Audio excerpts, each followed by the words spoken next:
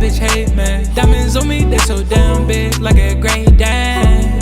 I'ma get her wet just like a great lake. Shawty getting wet like it's payday. She gon' give me head in a great way. Told that bitch, boy, have a great day. Fuck 2 bitches at a time in the same way. And that's your bitch, she by going both. Hey man, this is Glizzi. You watching Scooptv. Alright man, it's your boy Scooptv. We back at it again with another exclusive. Once again, who we got in the building? Hey man, Glizzi, Scooptv. Yeah. Yes, dog over there. Yeah, everybody. So, making the page studio. Shout out Scooptv. Yeah. Alright, so we got a lot to talk about. See, you've been dropping a lot of work. I mean, yeah, I just been grinding. Nah, I feel that. So, as far as like when you first started rapping, like what were some of the things that like the struggles when you was like first really trying to start out with the music? Shit. For me, it was like trying to figure out what's next. Like I was always trying to figure out like what am I not doing? Cause people could pay for promotions, people could do all this extra stuff, do all this like controversy. You know? Right. But like, what's really gonna get you in the spotlight? Like, what is people actually looking for you to take the next step to consider you like up there with them people? You know what I mean? Right. So after really like realizing that, like, what you think, what steps was you really taking to get to that point? Well, first I would go to the studio and then drop the song like 2 days later, no promotion, no nothing. But my man is Nezra J.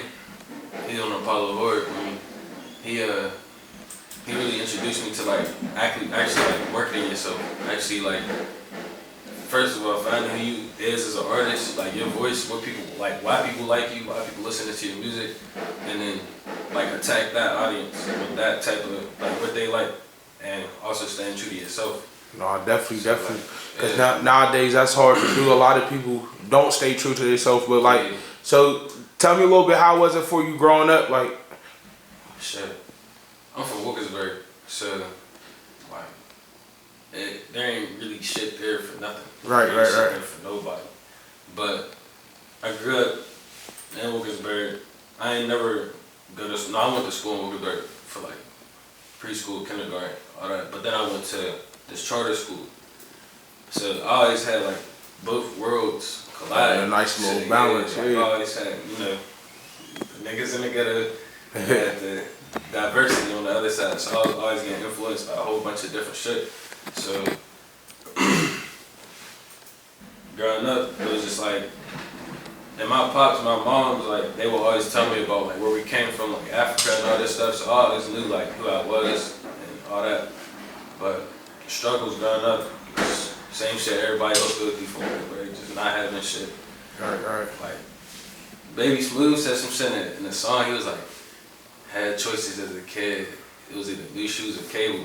But it was like, that's some real shit because like a lot of kids, a lot of niggas say they was growing up broke and shit, but they still asking for Jordans and shit like that. Right. I'd rather have cable than have some shoes, like just so I could impress some other niggas. But that's some shit that was just instilled in me. So I'm never gonna hate on nobody for doing that, but that's just something that I like valued when I was a kid. Like, Right. So that's good. I kind of see what you said. Like, your parents like kept you grounded in what was really going on in you as a person. So, like, how much was that an advantage? Like, going through life in general, knowing that you know a little bit more than your average person. It was definitely an advantage because I could see like the difference from me and my friends. Like, yeah, like I'll get clowned on, but like there's certain shit that I'll be able to do that they couldn't do, but there's certain like clothes that they'll get, or like some shoes that they'll get that I just would never have. Right. It's like separating that. It was like that's just a part of maturing. Like eventually everybody's gonna stop caring about clothes and shit. Everybody's gonna stop caring about like their shit. But it was just earlier. It was just earlier. I just grew up a little faster. Like right. No, that's what's up though. I swear, I always think about it. Like, if I would have known half of the stuff that I know now, I probably would have been a little bit further in life. But you gotta look at it like, you know what I mean, things happen for a reason. Yeah, for sure. You know what I mean? So no, that's definitely dope. So You got a unique name for your album, Why Am I Not Famous, for real. And that's probably something that a lot of people ask themselves that, you know what I mean? So how did you come up with that? Bro, I was at work. I was just thinking, I'm like what am I doing wrong? But it's like, there's a whole bunch of stuff different, like a whole bunch of different stuff that go into it. It's like the area we in, Pittsburgh. Right. And I hate when people say like, people don't support you in Pittsburgh and then try to go to Atlanta or something and get support, because like, if you can't conquer Pittsburgh, which is like a smaller city for real, how are you gonna go down to Atlanta and outshine all that competition? Like facts. It's not like you gonna go to Atlanta, you automatically gonna get popping, because they support each other. That's why they go up. But like, you're not just gonna go over there and, you know what I mean? But Why Not Famous, it's like, in my head, like, I got like undeniable talent. It's just all the other shit. Like, right. They want all the other like controversy. They want all this. They want me to beef with somebody. They want me to do all that. It's like, why can't it just be the good music? Right. Mm-hmm. So what's your thoughts about like beef rap? Because there's a lot of that is going on right now, and you know what I mean, it do push you farther because of the controversy, like you said.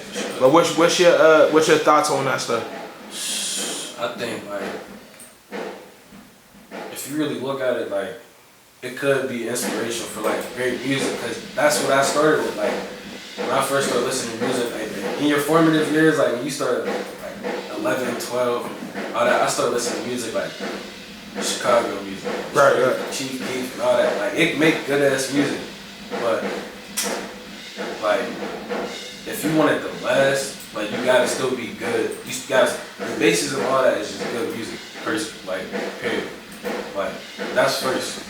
So beefing with somebody, like, you're getting caught off their name and yours. But if y'all is beefing and he ain't there no more, then what you got left?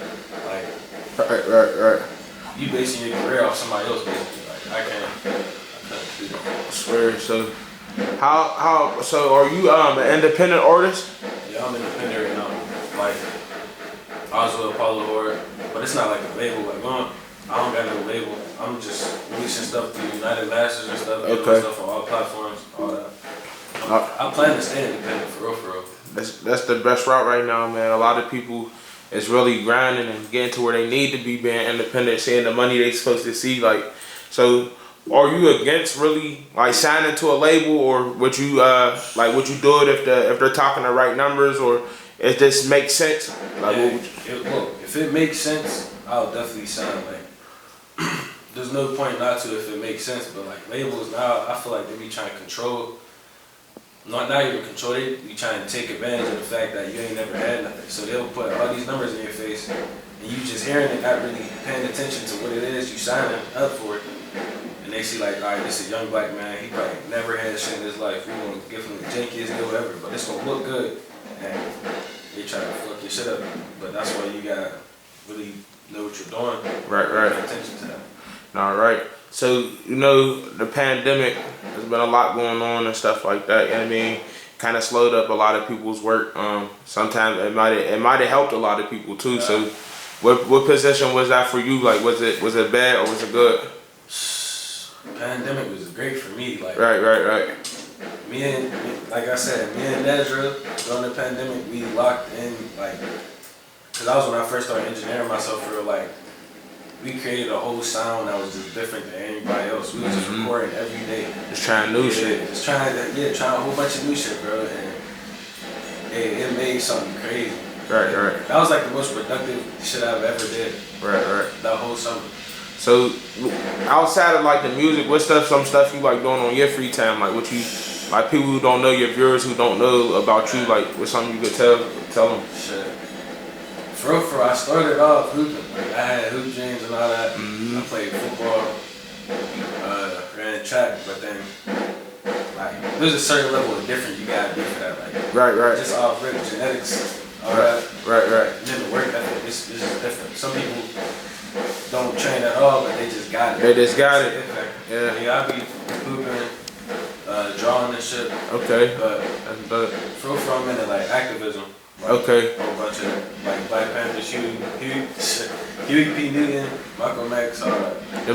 Would you say them as your favorite activists for real? Yeah, for sure. No, definitely, And definitely. Harriet Tubman. Mm-hmm. No, definitely. How was you in the hoops? You was doing your thing?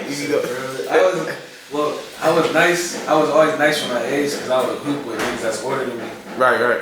Like, there's kids who've been hooping since they was born. Like, I ain't started hooping until like I was like 11. So, and I was never the most athletic nigga, but I was always like the most like crafty and skilled. Yeah, skilled. That Yeah. can only get you so far. If I you swear. don't go to like a big school, like yeah. Right. So, how was school? Like, how was school? What high school did you go to? So that's crazy. So high school, through middle school, I went to the charter school, but then I had the scholarship program that I was going to. It's called FAME. It's for young black kids to get a scholarship to go to private schools. So basically, you go to middle school, and then after you leave there, you go to another school. Basically, and if you make it through them 3 years, then they'll give you a scholarship to go to a private school. So I went to Kiski. Okay. It's like a boarding school, like Soulsburg, PA. Yeah. It's out the way. Nobody really heard of it for real, but yeah, I went up there, and then I went to Morehouse. Yeah. How was that experience? I know that sound like that's some different shit for real. For real. I already know. Like, so how was that experience going to that school? What was like the ratio you just? Man, like it's a whole bunch of white people, but it's like I had a choice between that and going to Westinghouse. I'm not hating on Westinghouse or nothing. It's just like a lot of kids at Westinghouse would kill to be in my position to walk with. So I'm like, I'd be stupid. I'd be damn near ungrateful if I ain't good. Yeah. You know what I mean? Obviously, when I was a kid, I was like, damn, I don't even want to go here. But like, I wouldn't even feel right. Right. Who's some who's some people that you kind of looked up to, like influenced you, even in life period, or your music, anything? Sure. I would say my number one influence is Juice WRLD. Definitely. Yeah, just the way his versatility, his like uniqueness. And one thing I do appreciate about Juice, like he never tried to be nobody but himself. Like he stuck to what he did, and I was him. But shit, my earliest ones is like Chief Keef, shit, Speaker Knockers, LA Capone, and then in Pittsburgh, like Wappa, shit, A1, off of Millville, all that. I got influence from everywhere, bro. Right. How would you describe your sound? If you want, I got so many different sounds. Like mostly I do melodic rap, but I also got the Detroit shit I can do. I can play you some shit. I got some Detroit shit, got some drill shit.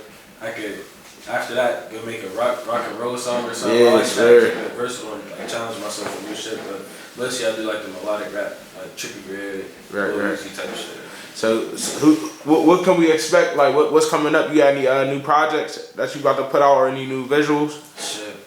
I got a video about to drop for that Mixed Personalities off that Why Not Famous. I know auto tape coming out just so I can show niggas like I can spit too. Yeah, I got that too. Like I got everything. And I got a whole bunch of shit coming up. You just gotta watch. I got this interview coming up. Yeah, that's about to drop, you know what I mean? Yeah, so dog. It's going up. Definitely. So what made you want to start tapping in with like doing the interviews and shit now like that? Shit. When I'm not doing nothing, bro, I literally watch interviews all day, bro. Facts, like me too. There's rappers I ain't hear about until I watch like they No Jumper interview or they Say Cheese joint, and then that's when I started fucking with them. So Right. Like this promotion, this is a great opportunity, and you get to have your name out in the city. People finally know you this, put a face to the song and all that. So. Right. No, that's definitely dope. But before we wrap up, who's some people you want to shout out? Shit, a whole bunch. Like shout out Nadra, like I said. Shout out shit Loco J, BJ Benz, Vibe. Sleezo, Guy, all that. Shout out everybody, man. Shout out Coach Cheese. He was the first person I recorded with. Shout out everybody. Definitely. And let the viewers know where they can follow you at. Sure, follow me at J Glizzi on Instagram. J Space Glizzi on everything else. I'm on every platform, Apple Music, all that, Spotify, everything. You heard it here first, man. Scooptv. Make sure you watch out for this new exclusive that's about to drop. Yes, sir. Thanks for coming through, chopping it up. I mean, my dog.